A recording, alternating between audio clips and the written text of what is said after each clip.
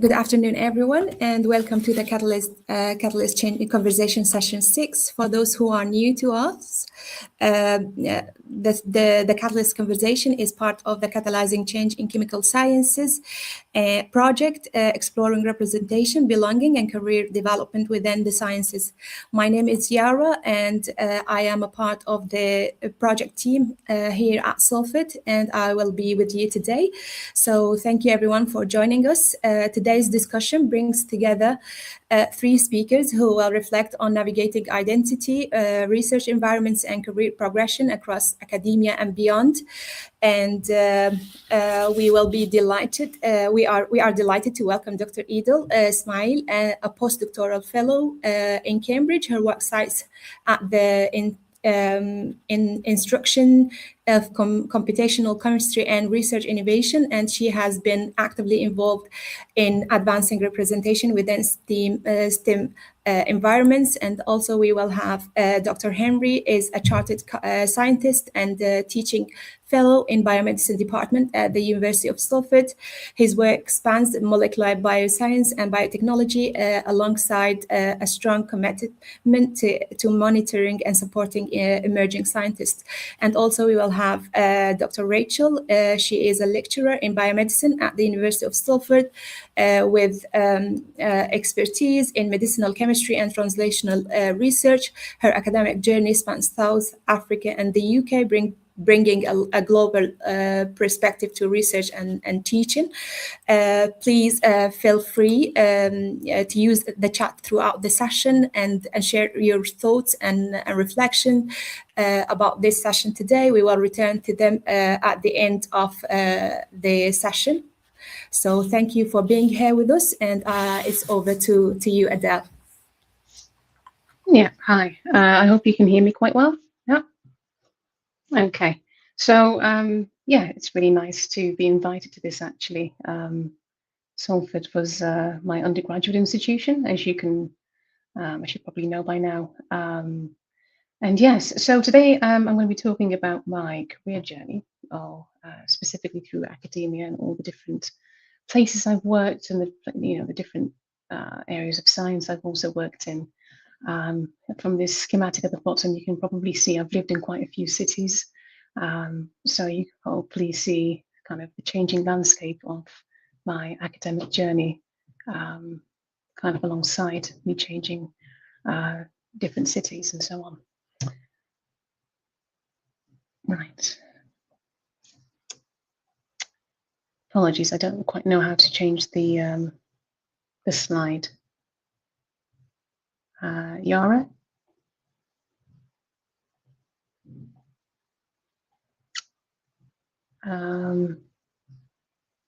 Hi, Yara. Yeah, perfect. Okay.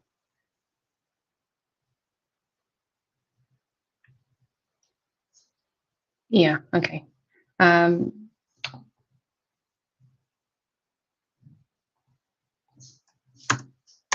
Yara, can I just quickly get your technical help? I'm not sure I'm able to change the slides,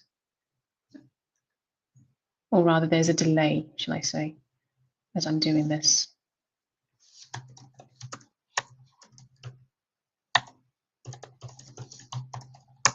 Yeah.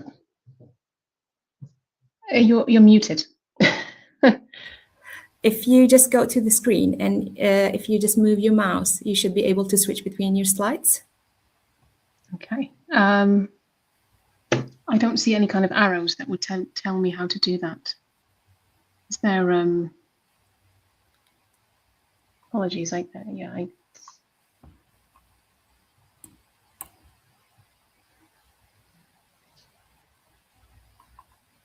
Did you see it? No, there's no arrows that I can click or anything that kind of suggests that I can switch between slides.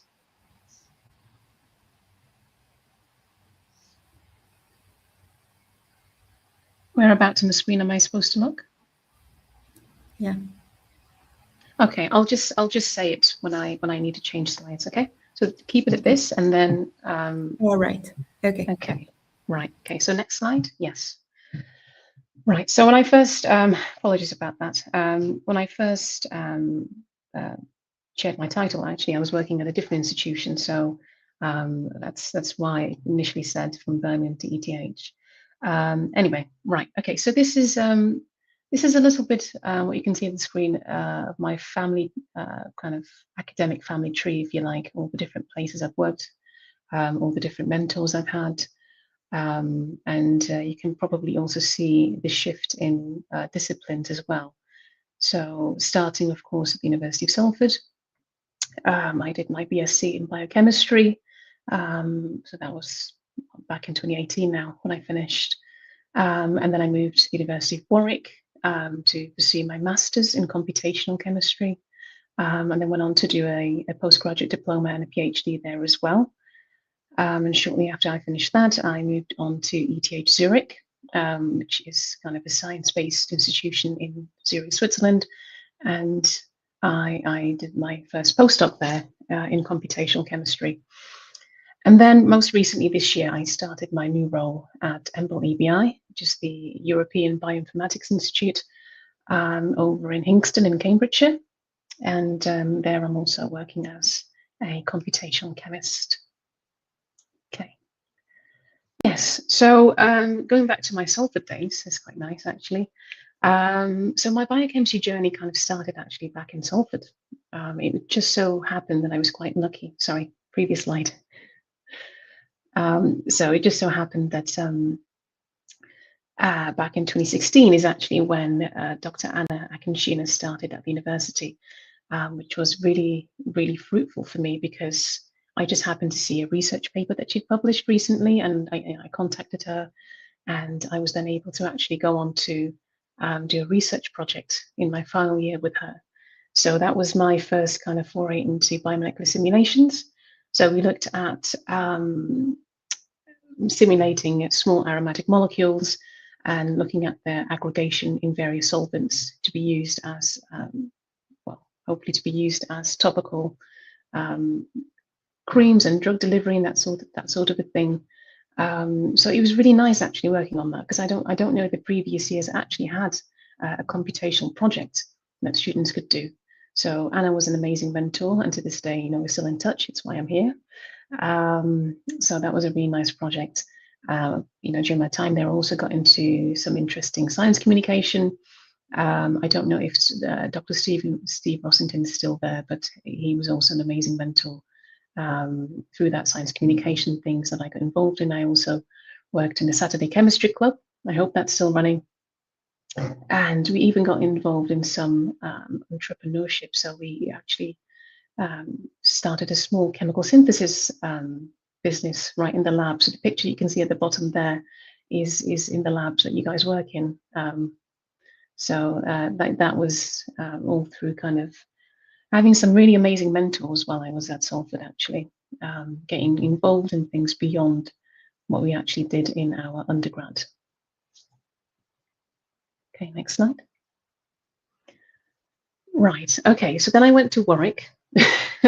This slide might be a little bit confusing. I wish I put some text there, but I'll talk you through it. So this is when I really got into you know, some really detailed computational chemistry. The main project I worked on as part of my PhD was in the field of automating reaction discovery.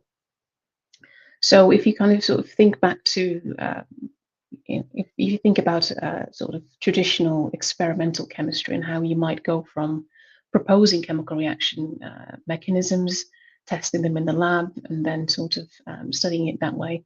Computationally, we looked at things a little bit differently. So we set up, so the project really involved some method development of developing algorithms by which we can auto-propose reaction mechanisms by sort of defining a set of reactants and a set of products, and then allowing that sort of algorithm to kind of figure out the different mechanistic pathways that you can take to get to that.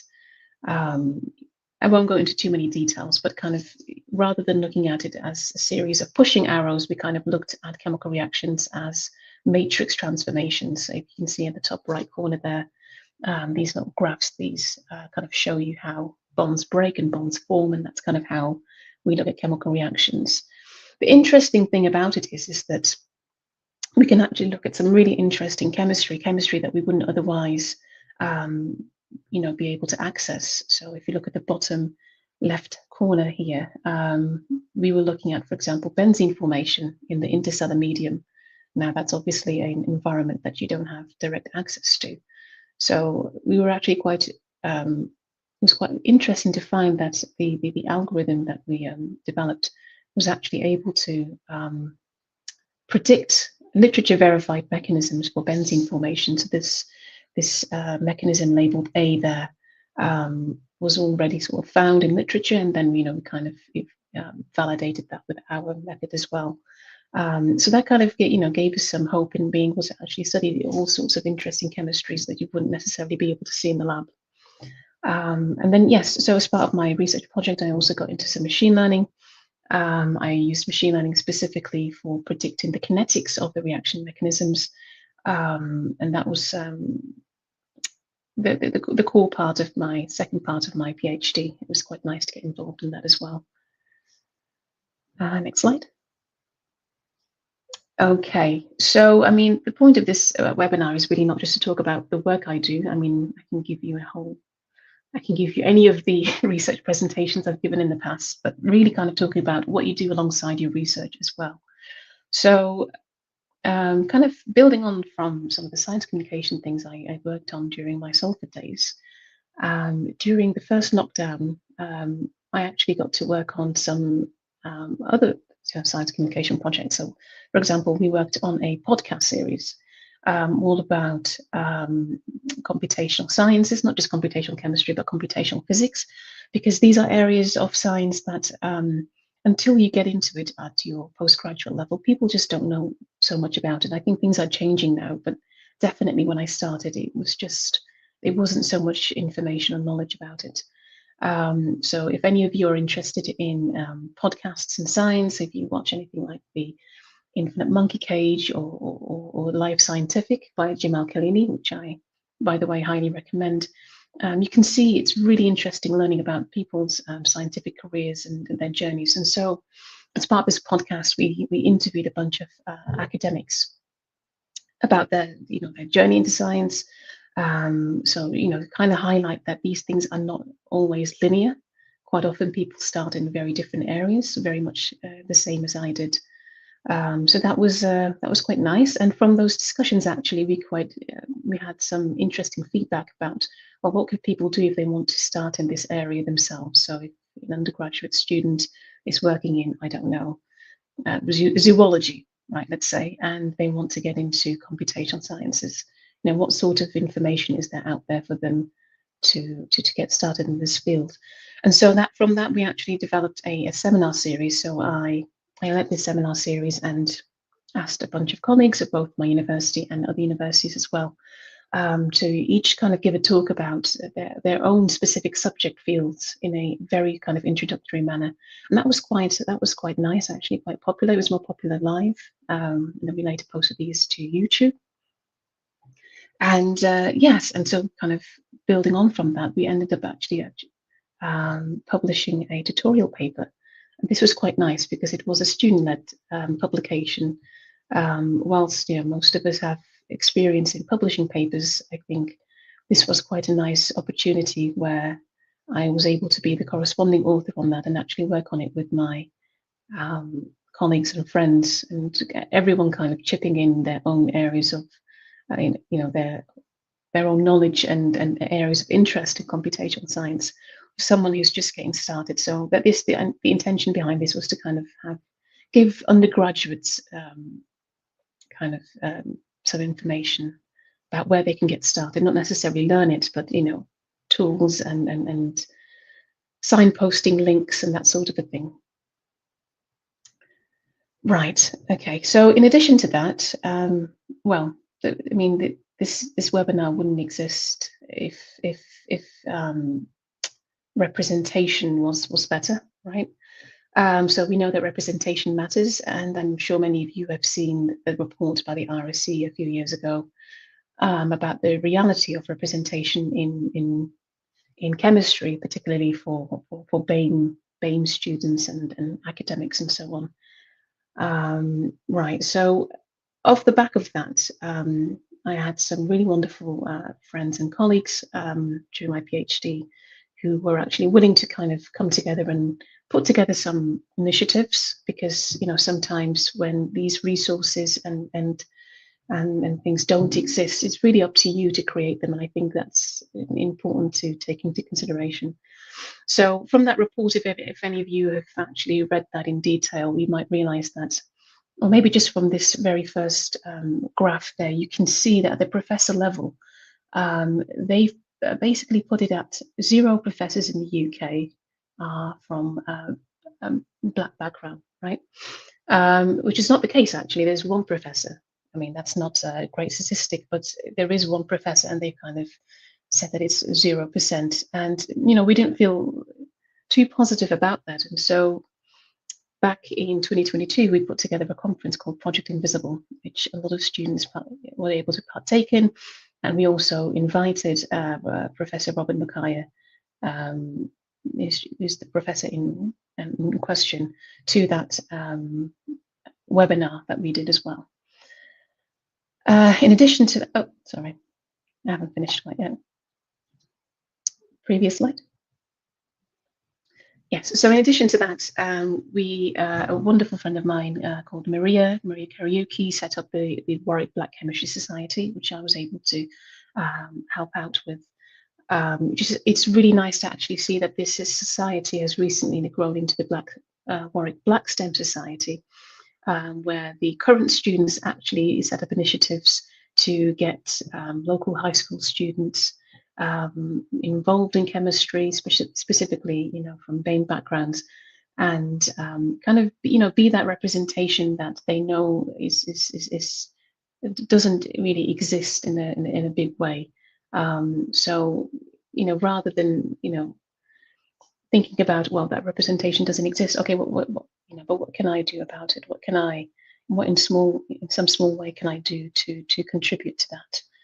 I think that was a really, really fruitful project to be part of. And then sort of, most of my PhD was unfortunately during the COVID lockdown, so we didn't have much of that in-person contact, and so it's even easier to miss that representation. And so for that, we had the Network for Ethnic Minority Postgraduate Students, which I led, and this was another kind of initiative that we created so that we can have postgraduates from different research departments come together, just to have a kind of nice coffee break, and we ran a series of book club meetings and things of that nature to kind of discuss any just to kind of create that sort of community that didn't exist before, because it's very easy to get siloed into your different areas of research, and it's through that you're able to actually see there are more of us than you might have thought. Okay, so yeah, so moving on to my Zurich days, which are now over. So yes, this is so I then moved to, like I said, ETH in Zurich as a postdoc shortly after I finished my PhD. There I got to work on a myriad of different interesting projects. So one of the projects I worked on was enzyme engineering, and this was quite nice because it kind of made me feel, it kind of drew me back to my biochemistry days back at Salford. I hadn't really thought about or worked in biology for a while, but then be able to apply computational chemistry towards that was quite nice. So that project was all about trying to see if we can engineer more catalytically efficient enzymes by directly mutating key amino acid residues in that complex. And then I also worked, oops, sorry, previous slide. I also worked on another project for reaction yield prediction. This was nice because this kind of built on from my PhD, where I also used machine learning to predict activation barriers of chemical reactions, except now I was looking at predicting chemical reaction yields based on a series of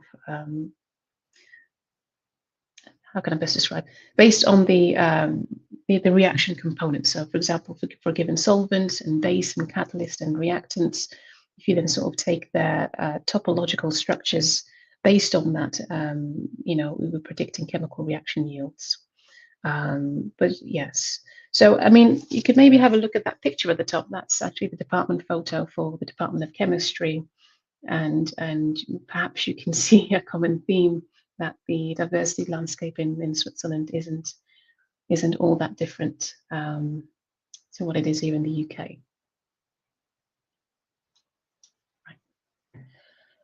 Right, but in the midst of that, during my time in Zurich, for any of you who've lived in or been to Switzerland might know that on a Sunday, everything is pretty much closed. And when I say closed, I mean including supermarkets. And so that kind of leaves you a lot of time to do outdoor activities. And, with the Alps on your doorstep and countless lakes to visit, you will definitely have your fair share of adventurous activities and hiking and so on. So that was a really nice time that I had there. Yes, and so now this year I've moved on to EMBL-EBI, so that's the European Bioinformatics Institute in Cambridge, which is a really nice place to work, actually, because it kind of sits in a nice, happy middle ground between industry and academia. So you get that really nice time, you get that time to do, fully immerse yourself in research and collaborations and so on. Minus teaching commitments and pressure to publish and so on. So it kind of gives you slightly more in-depth focus time for your research. One of the things I also enjoy actually about working here is that it's incredibly diverse. I mean, you can name any nationality and you'll find people from there working at this institute. So yes, it's a nice place to work. I'm now working at the intersection of sort of chemistry, biology, and data science, which is it's nice to see how everything that you've kind of studied and worked in can kind of come together in this for this new job. So yeah. Yeah, okay, so in terms of what I'm working on is I'm working in an area called pattern mining. So this is kind of with applications for drug discovery, coming up with automated, basically coming up with an automated pipeline involving natural language processing to find interesting drug molecules and bioactivity data, and creating a usable database for both industry and academia. The thing I particularly enjoy about this project so far is that Unlike previous research projects, this is something that has a definitive and clear usage. So after my 3-year fellowship there, you create a product that I already know that companies are interested in, and academia will actually use. So it's a nice shift back into kind of method development, but also in research tool and research infrastructure development. So I kind of wanted to highlight different areas and different skill sets that could be useful down the line that you didn't think whilst you were working on these previous projects. Yes. Okay. To summarize, so if I was to kind of give anyone any sort of advice, first and foremost would be, you don't need to have everything figured out early on. Often what you end up working in is quite incremental. I started in biochemistry and now ended up in computational chemistry, but I also worked in computational physics and bioinformatics, and these things can kind of keep coming around. These skills that you learn that will always be useful at some point, and you never know when, right? So the important things are to stay curious, right? Be open to crossing disciplines, because this is going to be ever more important as you progress through different careers. You'll see, and find a supportive network of people and mentors. I think I was quite lucky to have that with just some of the mentors I named back at Salford, actually, who I'm still in touch with today. So yeah, but science is very interdisciplinary. There are many different ways and different places you can find your place in it. That's just something to take into consideration. Right. So thanks for listening. And thank you, Idil, for your presentation. We will get back to you in the discussion part. And now we want to invite Rachel. Hi, Rachel. Can you hear it's me? over to you.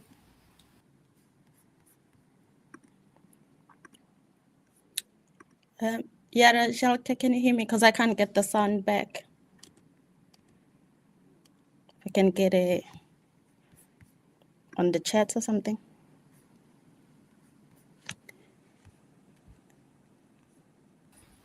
Okay. Are you able to switch? I can see you moving, but I can't hear if you can hear me or not.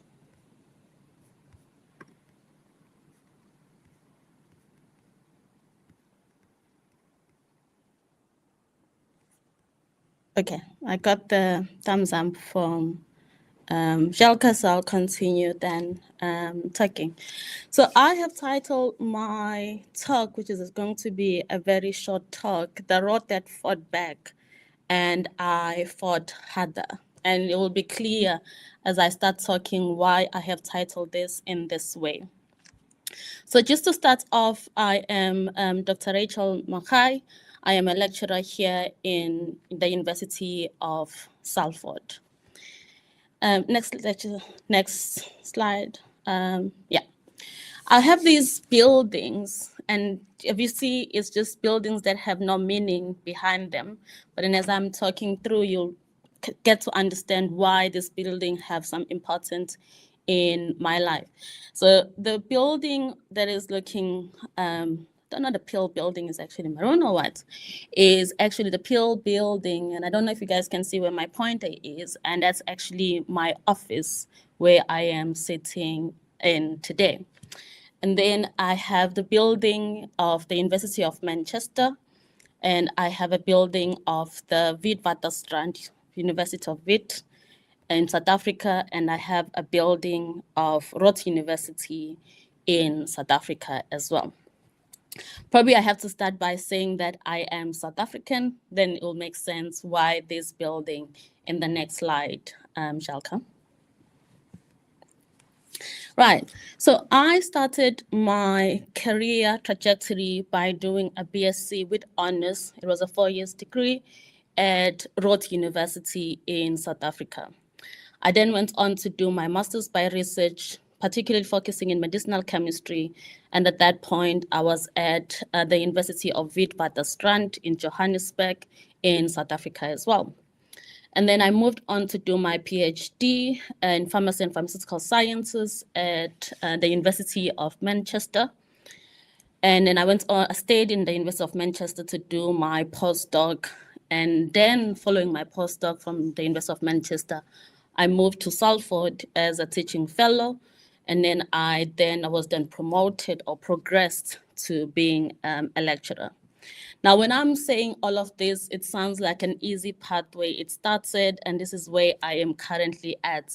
But what you don't see in this is the struggle that came with it and the dedication that came with me being where I am now. Just to give you a background, so I come from a small town in Durban in South Africa. And I had to move to Rhodes University. So if you know about South Africa, it is what we call a rainbow nation. We are very much diverse. But what was happening at Rhodes before our time is Rhodes University used to be a university strictly for white students, and no Black students were allowed to go to the university for some time. Having to transition from a small town in Durban, going to a place where it has a history of not allowing Black students to go in it, came with second guessing myself. Can I actually go there? Do I really want to go there? Would I fit in there? And I went in there, and then when I was there, that thought still stayed with me. Do I belong here? Did I make the right decision? How many of us are here? And I looking around, do I see someone that looks like me in this space? But then irrespective of those, because there were some students, there were Black students, there were a Black community then, it didn't matter how I got there. It didn't matter whether now I feel like I belong or I do not belong. While I was there, I had to show up. I had to do the work, right? I had to dedicate myself to the studies because no one was going to give me any special treatment just because I feel like I do not belong in there. But then I showed up, I did the work, I committed to my studies, and I progressed to getting my honors with distinction then. I went to Wits University and I was transitioning now from Rhodes University to another university in Johannesburg, and I was starting my master's by research. Then I started thinking again, I did this at Rhodes. Do I belong here? Should I stay? Should I continue in this area? And then again, I had to push myself. I said, if I did it then, I can do it now. So then I'm going to continue and I'm going to do it and I'm going to perfect it in all ways possible. Then that was easy because it was just moving from one city to another city, from one university to another university. But then at some point, then I had to move from another continent, another country to another continent to come and do my PhD. I remember when I firstly came to the University of Manchester, and I had to give my first year talk, and I looked around in the hall, and I couldn't see someone that was looking like me in that hall. So there were doubts about, did I make the right decision? Should I be here? You know, do I deserve to be here? But then I had to show up. I had to do the work. I had to take ownership of what I'm doing to actually excel in what I'm doing and do the best research I could possibly do at the time. So I did that, and I completed my PhD. Then I stayed in the same university for my postdoc, and then I moved to Salford. When I came back to Salford, of course, the thoughts comes back, and it's not because of your doubts or your self-doubts. It's also because you have not seen someone like you before. You have not seen that part for people like you before. So you are redefining that path, and that's okay. That's perfectly fine, and you should do that. You should redefine your path to get far in life, because you can't just stay on a predetermined path for you. So when I came in here, I was very clear on my career trajectory and where I want to go and why do I have to do these kind of steps. And my idea was that I cannot do it for myself anymore.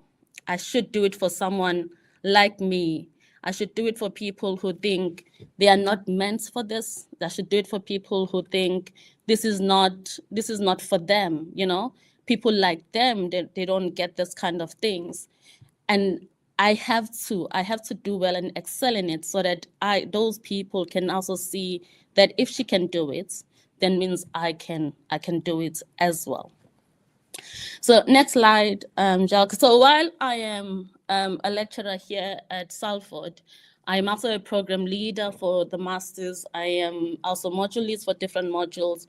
I am the student EDI, the directorate student EDI in our in Hans. And all I can say is for me from here is this is just the beginning to what I can achieve. If I've been able to go through everything that I've gone through and become who I am today, it means there's still more for me to move to. And why am I saying this to you guys? I'm saying this because there is a space for you. This world needs you.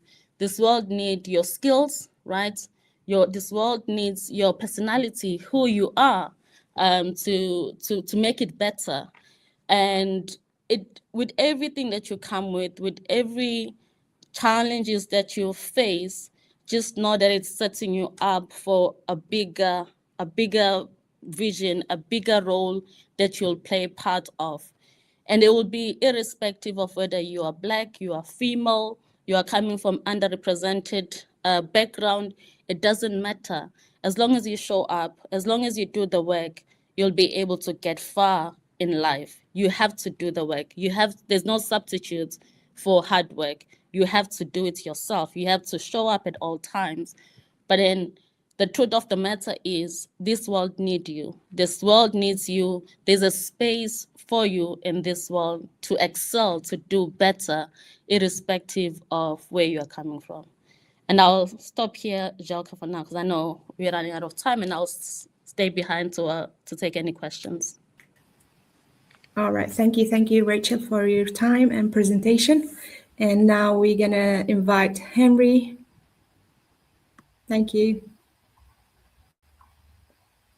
Okay, yeah. Thank you for having me here. And so Rachel was talking about redefining things. So as we're gonna redefine my talk because of time. So my name is Henry. Ever smiling, ever happy, and yeah, I've just shown you a snapshot of my education background. PhD from Salford, previously going master's from University of Essex, and my bachelor's from Nigeria. Next slide, please. Okay, quick profile. Been involved in different organizations, spanning from the COVID year 2020 or even previous before that. And in all of these experiences, I've been able to acquire a vast range of skills, which I'm not going to bore you with reading off those bullet points underneath that. Next slide, please. So how did all this journey start? Next slide. Previous one, please. Yeah, thank you. Okay, so I said I started my bachelor's in Nigeria in a university called Enugu State University of Science and Technology. One of the key things I want to point out from that is the resilience that that space teaches you. Imagine doing a science degree with minimal lab or practical section. So you have to like conceptualize theories by just imagining things, and the resilience to push through that because the education was affected by lots of industrial actions, and a lot of things didn't go according to plan because of those disruptions. But one thing I believe that I felt I built resilience in that context, and it helped me in future life where no matter the condition, you find a way to get through it. So after my bachelor's degree, I went to do a master's in biotechnology at the University of Essex, which is a very beautiful campus. And one of the things I took out from there was the research initiation. So I was opportunity to like meet lots of professors which are like top in their area. And those conversations sort of like drove a quest for research, which led to my pursuing a PhD in biological science. Yeah, which led to my pursuing a PhD in biological science at the University of Salford. So for my PhD research, I was working on bioprospecting novel enzymes, and that included making novel biocatalysts and enzyme engineering to enhance stability and activity. Next slide, please. Okay, so my, well, that's like the breakthrough, but sort of like the big career step was in March 2020 during COVID. So that was an invitation for people to join the the nationwide testing laboratory, which is it's called the Lighthouse Labs. So next slide. So I went to this space or this lab called the UK Biocenter. And in the UK Biocenter, we are an army of scientists, around 50-ish scientists working together, which was quite interesting. COVID time, everyone was on lockdown, but you had this platform where you shared with different scientists from examples, students from lecturers, postdoc from Cambridge, Oxford, Manchester, and all of that working together. So again, it was work, but it was also like a conference because we all kept talking about what your research was about, what you do, and all of that. So it was quite stimulating and quite interesting for me to like be able to talk to those guys and to learn what people do in Cambridge, for example, in Oxford, for example. Next slide. Okay, so moving on from that, I left Biocenter because I had to come back to my PhD project. So I got a role in Ecolog, one of the mobile testing labs, and as a lab supervisor. So I moved from being a lab scientist to being a lab supervisor, and that included training, people management, lab operation, was in charge of the shifts, and making sure that the lab operations was properly done and the testing was actually done perfectly. So the lab unfortunately closed down, and I moved to the other lighthouse lab, which is called the MDC Medicine Discovery Catapult. And there I learned a lot about teamwork, obviously improving working collaboratively with other scientists. And I moved away from there to being a lab supervisor in another testing lab, which is called Dam Health.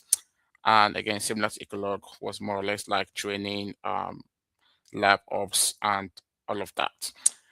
And most recently, 3 years ago ish, I joined LGC Native Antigen Company, so a company down in Oxford, a town called Kimberton.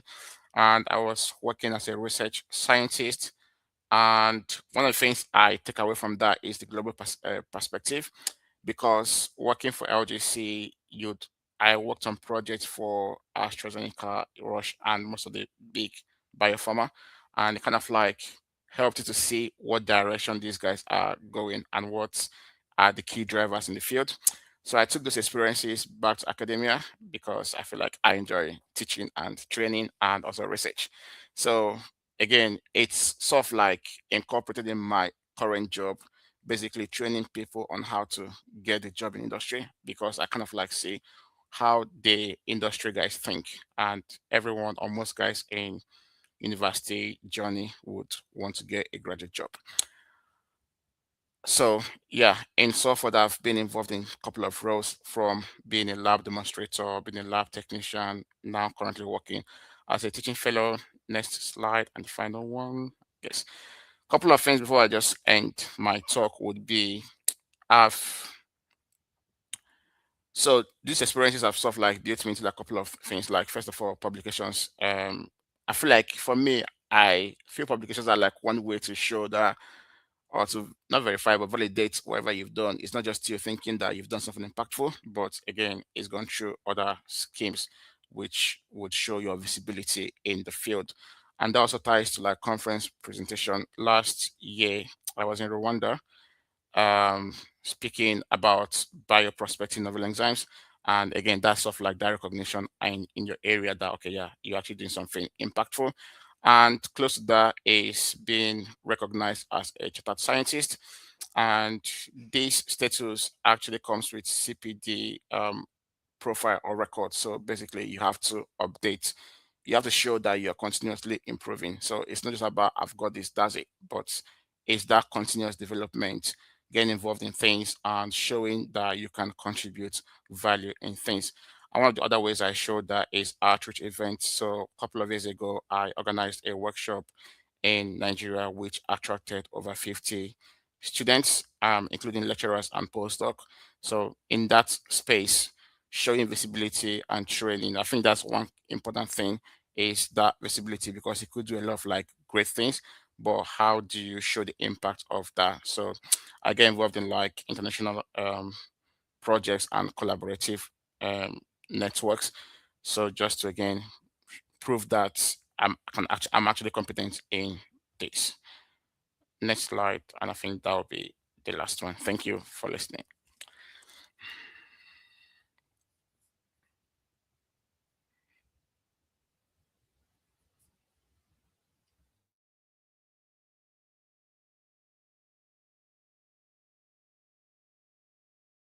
So I'll invite the speakers. Hi, Del. Hi, Rachel. Yeah, so we have some questions from the audience. Shall we start with Rachel? Hi, Rachel. There is a question from Anna. What was the most difficult step or jump, starting university in South Africa or move to the UK? Hello, Rachel. Is she there?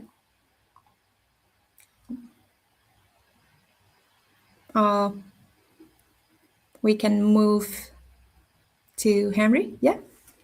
What advice can you give our students who are looking for a job in industry? It's also from Anna. Yes, I would say reflect on your journey, because I think most times most students, they don't take time to reflect on how their experience within the academic journey fits into what the industry is asking for. Most times you do have it, but reflection helps you to translate that into a language that the industry would want to hear. For example, you're asking for protein purification experience, and you've got a couple of modules which have addressed that area. So thinking about translating your academic experiences into what the industry do have. You do have the experience, but just need to like think about it. Oh, okay. We're gonna get back to Rachel and display her question. It's from Anna. What was the most difficult step, starting university in South Africa or move to the UK? I guess it was easier when I was going for my PhD, right? Because I was going into the research part, and I already had a good foundation of the research. But what is very underestimated is leaving everything behind to start in a new place. You're leaving your family behind, you're leaving your loved ones behind, and you're coming into a new place. As much as you are driven by everything, that is something that is very much, underestimated into a toll it can take on someone having to transition from their home place to being in a different country. And of course, not only that, but the financial implications of that, coming from home to being away from home. How are you going to find that sense of belonging in a place where it's away from home? I totally agree with you, because all the immigrants, I think they share that feeling. They just not leave everything behind. They leave some parts of themselves behind as well. So it would be easier there. So yeah. Now it's from me. So if anyone wants to comment, for early career researchers navigating academic spaces today, what practical habit or mindset has helped you most? If Anyone wants to answer that question? I can take it. Oh, so when you're entering the academic career trajectory, it's not an easy journey, right? And it is not a fast track journey as well. So you must go in understanding that it's not going to be an easy one. It does not only challenge you in terms of your skills, in terms of how good you are as a scientist, but then it actually challenges your character. Who are you as a person, right? What can you persevere? What can you do? What can you not do? And that challenge of who are you as a character is what builds you at the same time, because you're opening to a new you that you didn't even know existed before you got into this space. And again, getting into it, you must want to do it for a purpose that is bigger than yourself. It cannot be driven just by a purpose that is about you. It should be driven by a purpose that is bigger than yourself, because if it is, then each and every day you find the reasons more to do more, and also want to do more, because you are doing it not just for yourself, but in bigger than yourself. Oh, thank you for your answer. I'll move to Idil and show her a question from Anna. How different was life? And I really wanted to know the answer as well. And approach to research in Switzerland compared to the UK. Yes. So, I mean, as you probably know, I mean, research cultures change depending on the country in which you do it, which is why you're encouraged to do at least your first postdoc abroad, just to kind of get a feel of how people do research there. These are your collaborators, or maybe your competitors, if you want to see it that way. But yes, I mean, Switzerland, okay, so it's still in Europe, so you still have that aspect. But in my experience, things were definitely a lot more, lack of a better word, rigorous, maybe a little bit more rigid in terms of structures and things, and the way things are run. If I think back to the lab I was part of, it was pretty much the same across other research labs. We also had a lot more teaching responsibilities than you do in the UK. So at the postdoc level, at least, it's more kind of optional if you want to partake in teaching. Whereas there it was, no, you have entire modules that you run effectively. So a lot more research responsibilities. Yes, and I think one other key thing that I didn't expect was also the range of projects that you'd be working on. So in most of the time, these things are kind of predefined when you work in research in the UK. I don't know if it has anything to do with the funding landscape, but certainly with access to more funding in Switzerland, that often means that you're thrown into different projects. So sometimes you're doing 3 completely different research projects all at the same time, and so that expectation of completing that is the same as if you were doing one project. So things are more resources maybe, but also more responsibilities. So it's something to think about.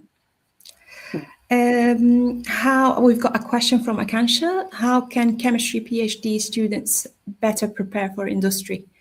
Maybe Henry can answer that question. Yeah, I think it's similar to what I said before. It's more or less like reflecting on your skills and also taking opportunities. Personal development is not just within the academic walls. So there are other courses you could take on your own and get involved in, like placements and work experience opportunities. So yeah, I think the more you build your portfolio, the more you can compete for those roles effectively. So it's, again, building your portfolios and making it more impactful. And this is another question from me to Henry as well. Looking back at your early career, what was the turning point that shaped your confidence or direction? I think for me, I would say COVID. I know I said it was like 2 different perspectives, because because I said yes to working in the COVID lab, which was a risk because no one knew anything about the virus. And I don't know, maybe if you've been, because we're kind of like the first cohort to work in the testing facility. So we're not sure like a lot about the risk assessment and all of that. So, but it worked out fine in that space. You could meet more people, and I feel like those interactions sort of like winded my mindset. And okay, yeah, actually, this is possible and that's possible. And I'll give an example with something different. So I got the global talent visa, and one of the reasons why I felt I was successful was speaking to people. I mean, Rachel was one of the people that I spoke to about that, and a couple of my cousins that have got similar thing. But those interactions help you to see possibilities because sometimes on your own you can't necessarily like see a lot what's going on, but have those interactions with like industry experts like career fairs and the rest of them, have a chat with people working in the industry. What does it look like to work in this space? And then you kind of like start to build connections from what you already have, and how do you translate that to what they are looking for. All right, thank you. And we've got a question from Poria again to you. Do you think finding a job in industry is more challenging or in academia in our field? What's the unique challenges of each? I guess he means chemistry field. Yeah, I think personally, I think academia is more challenging because sometimes they've got this set requirement. For example, if you're applying for a postdoc, you have to have a PhD. But industry, I think it's more or less like if you can show that you've done it before, or you're able to do it, or um you've got some very interesting qualities. For example, most times it's not because you've got 100% of what they're asking for. One of the first job I applied for post PhD, I knew half of what they were doing. I didn't know the other half, but I got the offer regardless because the guy felt like I could pick up anything. I don't know why he thinks so, but yeah, sometimes it's not just about like if you might miss out some skills, but you might have a good personality and that would put you ahead of others. But academia sometimes is quite rigid in terms of like you need to have XYZ to be able to get that example PhD or publications and all of that. So personally, I think industry is easier to get a job. But yeah, that's my own thoughts though. Thank you very much. Thanks. We're going to wrap up today. We are just on time. I would like to thank you again for being with us today and for sharing your valuable insights and experience today. And thank you to everyone who joined us in this session. And we look forward to welcoming you to our final session in 2 weeks' time, where we are continuing this series. Still, we have one session more. So yeah, see you all.